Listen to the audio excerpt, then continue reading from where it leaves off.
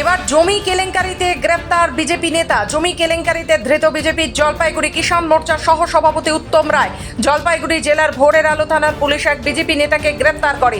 এদিকে শুক্রবারই জমি কেলেঙ্কারির ঘটনায় দেবাশিসের পর শুক্রবার দিল্লি থেকে গ্রেপ্তার হন আরও এক তৃণমূল নেতা।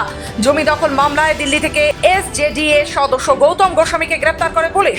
এদিকে এদিন জলপাইগুড়ি কিষাণ মোর্চার সহ সভাপতি উত্তম রায়কে জমি কেলেঙ্কারির ঘটনায় গ্রেপ্তার করেছে ভোরের আলো থানার পুলিশ। এদিন তাকে আদালতে নিয়ে যাওয়ার সময় তিনি সাংবাদিকদের মুখোমুখি হয়ে বলেন, আমাকে বাম সরকার জমির পাট্টা দিয়েছিল, সেই জমিতেই আমি হোটেল করেছি, সেটাই আমার অন্যায়। আমি বিজেপি করি বলেই আমাকে ধরা হয়েছে। কেন ধরা হয়েছে সেটা জানি না।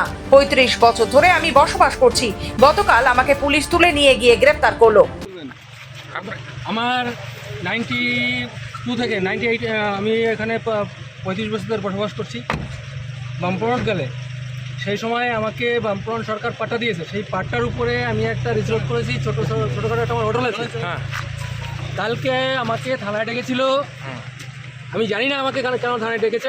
ডাকার পরে আমাকে রাস্তার থেকে কিডন্যাপের মতো করে নিয়ে আমাকে তুলে নিয়ে গেছে এবং পরে নিয়ে যাওয়ার পর আমাকে বলছেন যে আপনাকে অ্যারেস্ট করা হলো।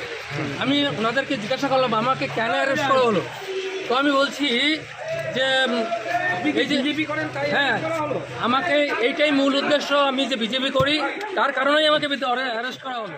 জলপাইগুড়ি কিষাণ মোর্চার সহসভাপতি উত্তম রায় গ্রেপ্তার হতেই শাসক দলকে নিশানা বিজেপির। আইনের পথেই চলবে। যদি কিছু অবৈধ থাকে তার বিরুদ্ধে সরকার ব্যবস্থা নিতেই পারে, কিন্তু বিজেপি করার অপরাধে তৃণমূল করতে হবে এই প্রেসার গেট দেওয়া, এবং তিনি যদি তৃণমূল না করেন সেই বিজেপি করার অপরাধে তাকে অ্যারেস্ট করে মিথ্যে মামলা দিয়ে তার হোটেল ভাঙচুর করা হবে, এটা কোনোদিনও যুক্তিসঙ্গত নয়। এরা আমি প্রতিবাদ করি। যেই হোটেল যেই জমি অবৈধ বলা হচ্ছে, 1998 সনে সরকার প্রদত্ত পাট্টা উত্তমবাবুর কাছে আছে, তিনি সেই পাট্টা দেখিয়েছেন, তারপরেও কেন তাকে অ্যারেস্ট করা হচ্ছে? তিনি সেই জমিতে বসবাস করতেন, বাড়ি করে থাকতেন এবং সেখানে চাষাবাদ করতেন। কিছুদিন আগে তিনি ব্যবসা পরিবর্তন করেছেন, তার সেই বসত বাড়িতেই হোটেল করেছেন এবং তার জন্য বৈধ যা যা কাগজপত্র লাগে, লাইসেন্স, ইলেকট্রিক থেকে শুরু করে অঞ্চলে সব পারমিশন তারা নিয়েছেন, সরকারের থেকে পারমিশন নিয়েছেন। হঠাৎ করে এখন কেন অবৈধ বলা হচ্ছে? জলপাইগুড়ি থেকে নিজস্ব প্রতিনিধি রিপোর্ট, খবর বাংলা।